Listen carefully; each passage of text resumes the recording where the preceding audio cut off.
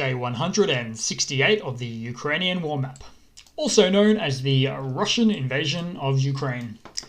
Chelsea here, and today is just a super quick update with the biggest news of the day, which I'll certainly get into in just a moment. But starting off, we'll have a look at some of the Russian military losses in the last 24-hour reporting period. Now, I won't get into the wounded and killed too much there today, but we'll have a look at some of the hardware units. So, armoured combat vehicles, an additional 10.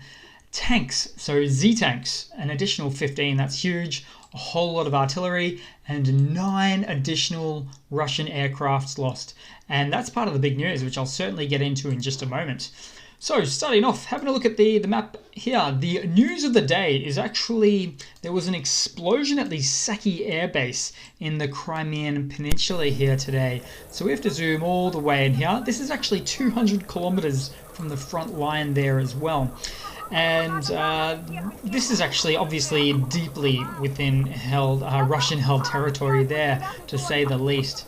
Now, there's plenty of footage of this. Now, because this is apparently where wealthy Russians, potentially oligarchs, go for holidaying all the time, along the beautiful beaches of the Black Sea here. Not so beautiful today, obviously. Now, Ukraine has not yet taken claim or recognition for this explosion, nor has Russia admitted to any attacks. Instead, Russia has released a statement oddly saying, be careful where you smoke, which is extremely familiar sounding to the Moskva battleship event that happened in April. If you remember that one from over here, you'll remember that Russia had no intentions of admitting that Ukraine sunk their $170 million US dollar battleship and the pride of the Black Sea Fleet. And now there is more footage in and around the area of the city here that hosts the airbase. So the Saki Air Base in the town of Novofedorovka right here, as we can see. Just incredible amounts of airbase damage there. And in the spirit of a before and after photo of sorts, before the Russian airbase strike, this is a previous photo of what the airbase pretty much looked like. A whole fighter squadron of Russian Su-30 multi-role fighters of the Black Sea Aviation Fleet. There is also a short video of a destroyed plane on the airfield here. And to top it off, Russia, yesterday, there was a Russian Tu-134 transport plane that flew into the airbase, the Saki airbase right here as well. And then this happened.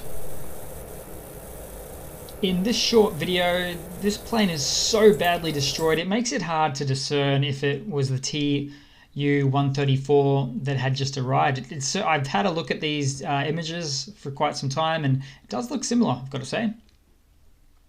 Now, how did this happen? Does Ukraine have this 200 kilometer or about 140 mile strike range capability?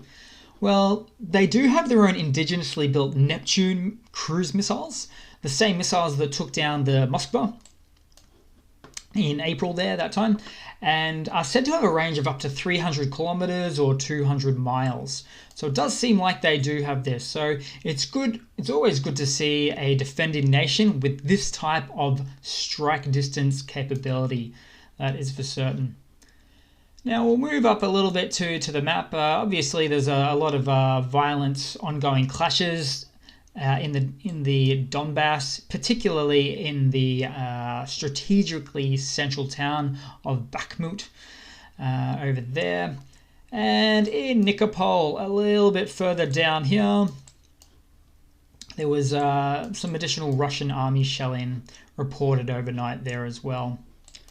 Also in the Kherson region, so a little bit sort of inland here, a Russian radar was destroyed. Ukraine now has a special radar-seeking missile that they actually got from the States. And I kid you not, it's called a radiation missile. It basically just seeks radars. So that's also amazing to have that sort of capability there as well. And having a quick look at the news here. So in his nightly address, President Volodymyr Zelensky said that the Russian war against Ukraine began with the occupation of Crimea and must end with its liberation. So all I can say is them's fighting words. They really are. And let's see, last but not least, there have been reports of massive traffic jams said to be long before the Crimean Bridge here. Maybe all of those rich oligarchs are fleeing back to safer land. That's all I can think to say there. But thanks for watching, guys. Please leave a comment, subscribe, hit that like button, show all those trolls in the comments, which you'll absolutely see. Show them who's who, who's boss, and I do hope to see all of you guys there in the next one. Thanks again.